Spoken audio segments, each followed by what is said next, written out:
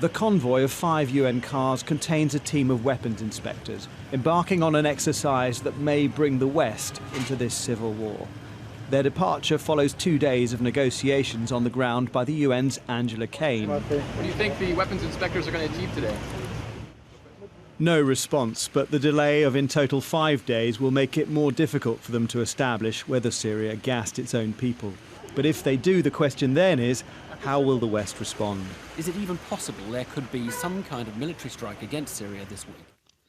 I'm not going to rule anything in or out. I'm not going to speculate about that in public. Is it possible to act on chemical weapons? Is it possible to respond to chemical weapons without complete unity on the UN Security Council?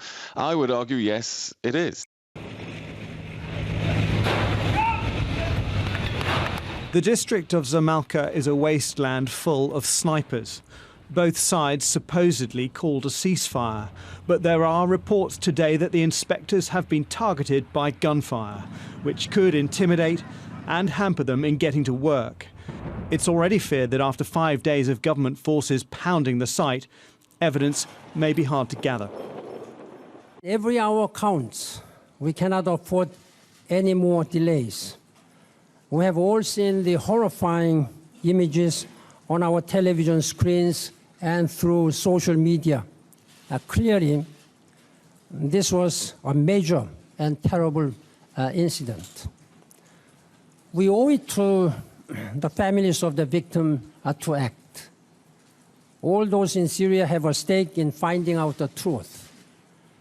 The whole world should be concerned about any threat or use of chemical weapons.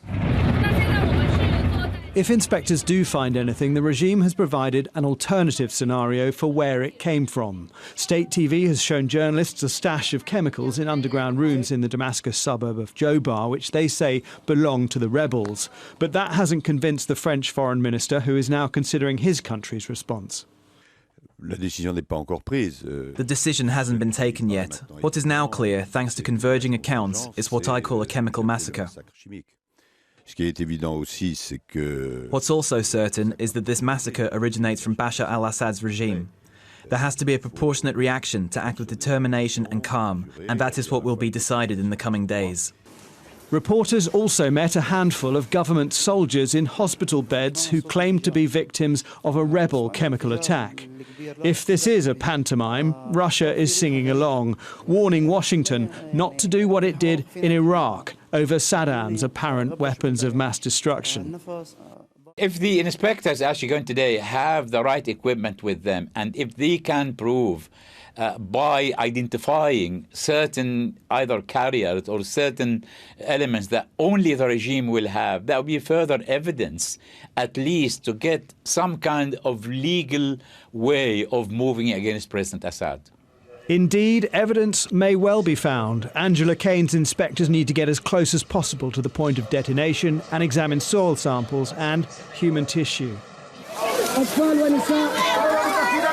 To explain what happened here, the inspectors have a sombre and difficult task ahead. The options facing Western leaders are equally grim. Jason Farrell, Sky News.